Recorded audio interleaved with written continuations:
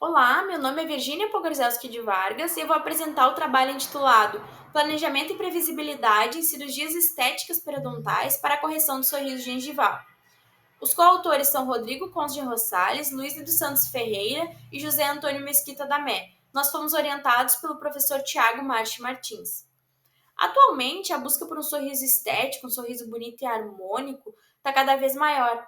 E o sorriso harmônico não envolve somente a cor, a posição ou o formato dos dentes. Ele envolve também a gengiva. Com isso, houve também um aumento da busca por cirurgias de aumento de coroa clínica. E nesse sentido, a previsibilidade nesses casos de intervenção cirúrgica periodontal com finalidade estética é muito importante, para que o paciente consiga mentalizar como vai ficar o resultado final, mas também para que as expectativas sejam limitadas, assim como a vontade do paciente ou a opinião dele sobre o que é bonito e o que é estético e harmônico seja levada em consideração. Então, nesse sentido, cada vez mais está sendo introduzido na odontologia ferramentas que realizem o planejamento digital, como, por exemplo, o DSD, que é uma ferramenta, é um programa voltado para essa única finalidade, mas também outros programas com outras finalidades que podem ser utilizados para o planejamento, como o Keynote e o PowerPoint. A gente traz aqui o Adobe Photoshop de 2015 como alvo do estudo, sendo explorar as possibilidades do uso desse programa, bem como indicar os passos preliminares e demonstrar a forma de manipulação da imagem nesse programa. Aqui no nosso caso inicial, a paciente se queixava de sorriso gengival. Então, para iniciar o planejamento, a gente precisa tirar duas fotos. Uma do sorriso da paciente, com incidência da câmera perpendicular ao plano sagital mediano, e outra do sorriso da paciente com uma sonda periodontal posicionada também com incidência perpendicular ao plano sagital mediano.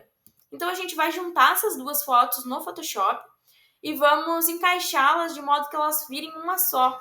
A margem gengival dos dentes das duas fotos precisam coincidir.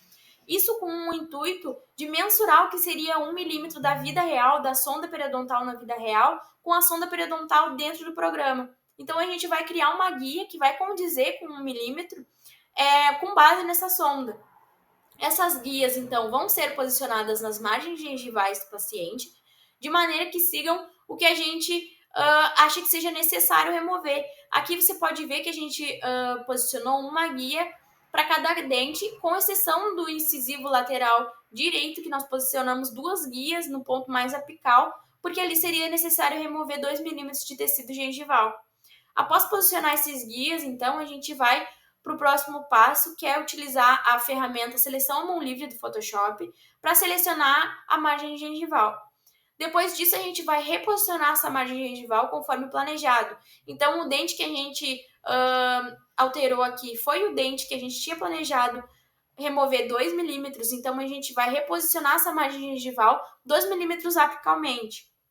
Em seguida, a gente vem com a ferramenta Carimbo para preencher o espaço que ficou em branco com esse reposicionamento da margem.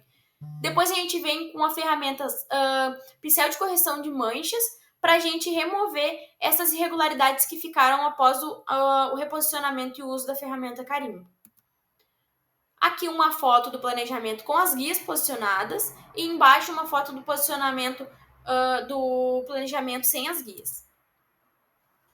Então, com o uso do Photoshop, a gente consegue fazer esse planejamento com recursos muito mais simples. Além do periograma e da análise do biotipo gengival da paciente, a gente não precisou de mais nenhum outro exame complementar. Não precisamos realizar escaneamento e nem nenhuma tomografia.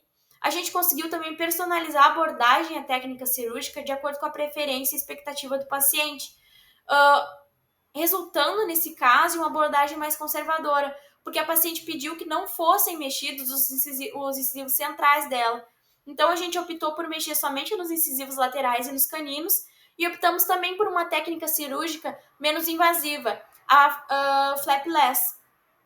Nesse sentido, a gente optou por uma abordagem mais conservadora em todos os casos, em todos os sentidos. Aqui eu trago uma comparação entre um planejamento realizado no Adobe Photoshop, em cima, e um planejamento realizado no DSD. Você pode ver que no Adobe Photoshop a gente tem algo muito mais realístico, algo que coincide com a anatomia periodontal e dental da paciente, enquanto que no planejamento feito no DSD a gente não tem isso. A gente não consegue explorar a forma, a luz e a sombra como a gente consegue fazer no Photoshop, o que acaba resultando em algo muito mais artificial, que não condiz com a anatomia da paciente. Aqui eu trago o pós-operatório de 2 meses do paciente. Aqui uma comparação entre o antes do planejamento e o pós-operatório de 2 meses da paciente. E aqui o pós-operatório de 7 anos. Você pode ver que houve sim uma volta, né, desse tecido gengival sobre a coroa, mas isso é mais uma limitação da técnica cirúrgica que a gente resolveu optar, que é a flapless, que é mais conservadora. Então ela tem um resultado melhor a curto prazo, a longo prazo ela não é tão boa assim. Mas isso foi algo conversado com o paciente e entrado em acordo. Então varia muito da técnica escolhida.